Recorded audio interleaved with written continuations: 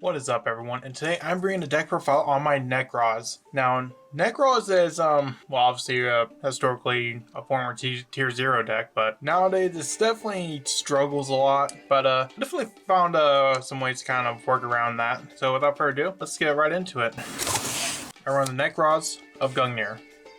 Nekroz of Gungnir is pretty important because in this build, this is sort of like my end board monster that I always want to end on. Now, the one thing with Nekroz is they can only be ritual summoned with Nekroz cards, and most of the Nekroz, all of the Nekroz ritual monsters, when you ritual summon, you have to use equal levels rather than equal or higher. So for Gungnir, it has two effects, which most Nekroz do. First is during either player's turn, you can discard this card to target one Nekroz monster you control. It cannot be destroyed by other card effects this turn. And the second effect is during either player's turn, you can discard a Nekroz card, target one card on the field, destroy it. So this is, as I said, one of your main monsters because it's got a pop. Unfortunately, for most of the Nekroz, their ability to disrupt is not really that great. It's only, like I say, maybe 3 Nekroz ritual monsters that are decent at that. The other one being the Erebtar.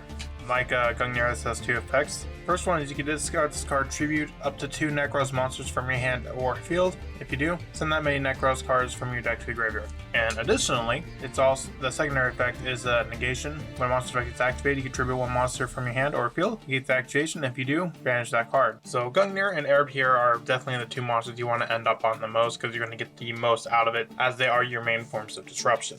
Next, I run 3 copies of Nekroz Unicorn. Unicorn you can discard to the graveyard to add one of your Nekroz cards back, which is definitely really good. You can use it to add your ritual spells back, or maybe another Nekroz monster that you need. You also run 3 copies of Brionac. Brionac, you can discard this card to add a Nekroz monster from your deck to your hand. And you can also send this, you can target up to 2 face-up monsters in the field that are spell summoned from the extra deck, shuffle them into the deck. So Nekroz, or Brionac, is very good going second, but going first is also good because it has the, so it's a searcher and it can bounce 2 extra deck monsters to the extra deck, which is really good. Next, we have 3 copies of Nekroz of Colossus. Colossus is pretty cool. Both effects are pretty good, although the secondary effect is the one you like to have on the field for. But the first one is you can discard to add a Nekroz spell trap from deck to hand. Obviously really good because you can grab your Nekroz ritual spells. And the quick effect, you can target face-up monster on the field. That was special summon from the extra deck. Until the end of this turn, the target's attack becomes 0, and that target's effect is negated. So basically, if we have both Colossus and the Erebtar, we have 2 negates. If we can get Colossus, Erebtar, and Gungnir, then we have a pop and 2 negates, which is pretty good.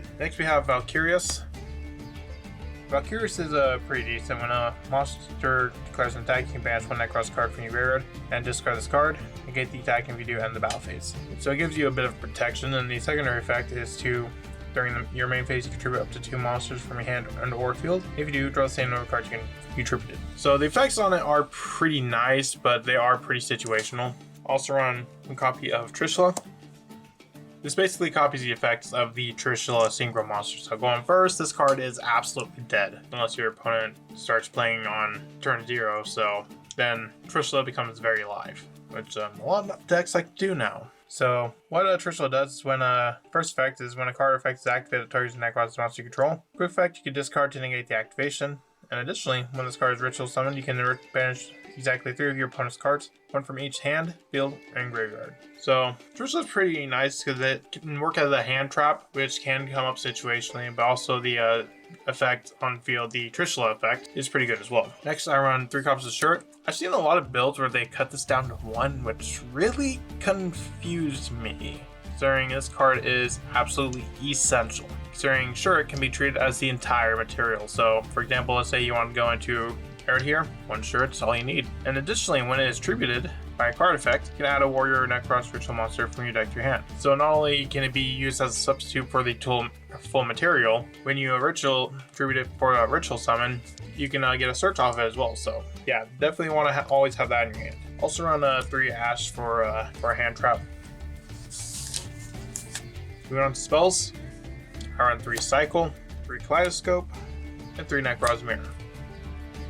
Nekroz has 3 different ritual spells, and they all have different effects. While Cycle is, for the most part, a normal ritual spell, Nekroz Mirror you can ritual summon from your hand or graveyard by banishing cards from your field. And Kaleidoscope, you can banish a card from your extra deck and summon ritual monsters up to the number of that banish. So let's say you summon, let's say you banish a level 9 out of your extra deck. Then you can summon both a Brionac and Colossus, which is definitely very useful, which allows you to have multiple on the field, or it's also another way to just get to Arid here or Gungnir pretty quickly. I also run 3 extra Foolish Burial. That's for the Herald of the Arclight. I run 3 prep, search it has a level 7 or lower ritual monster from your deck to your hand. Then you can add a ritual spell from your graveyard to your hand, which is pretty good. Got the one Rhoda for the shirt. I also run 3 copies of Smarwold. For the ritual monsters, while they are all water, they have some different types. Half of them are warrior, half of them are spellcaster. Or we can use, for example, something like Ash to grab a Colossus. For example, like you have so many different plays with Smart World, and it can just really help you get into the more ideal hand. And last for the spells, you run 3 Pot of Prosperity, because it's a good card. I don't think I really need to explain why Pot of Prosperity is so good. Lastly, for the traps, we just have 3 Imperm. Moving on to the extra deck, I run 2 Link monsters in Cross Sheep and Dynamondo. Cross Sheep, if a ritual monster is summoned to his own opponent's 2, you can draw 2 and discard 1. Dynamondo, if it's a special summon, you can target 1 card on the field and 1 ritual monster in the graveyard. Shuffle both into the deck, so it's kind of like a disruption in a way. I run 1 fusion in Garura. Now I mainly use it for the effect of the Nekroz Kaleidoscope, or if I really need to, I can also use off the extra Foolish Burial goods, which I'm not likely to do that, but there's also mostly for the Kaleidoscope. And as for the rest of the extra deck, most of it's just for levels outside of Arclight. Like I got a level 3 in Starrow for the Colossal. I got 3 copies of Herald for the Arclight, and the rest of it is basically just for levels. The level 5 Hyper Librarian, the level 6 Desert Locust, level 8 Savage Dragon, level 9 Shen, level 10, Baron de Fleur, like and Punisher for 11, and Cosmic Quasar Dragon for 12. Now obviously, most of these are pretty swappable. Like let's say you want to, instead of maybe Desert Locust, or you want to cut one of the Arclights for a level 7 Synchro, that's also a much valid option. Outside of the Arclight, I'd say anything in here is pretty interchangeable. Like if you want to put Access Code in there, that's also an option. When building this deck, I did try different things to try to make it as good as I possibly could, but fortunately, incantations, and I was also trying to do the Benton and Vandy's Emptiness plays as well, but they are options, but I feel like this is the best way to get the most out of it. Because Vanity Emptiness is sure that's a really good card, but it's also a bit of glass cannon if they have like an Imperm or Dark Ruler or Droplet or even a Raigeki or Snatch Deal. Basically, there's so many ways that they can get rid of it. And on the follow back, you just don't have any plays. What do you think of Nekroz? Think it's a pretty cool deck? Let me know in the comments and let's see you in the next video I make. Bye.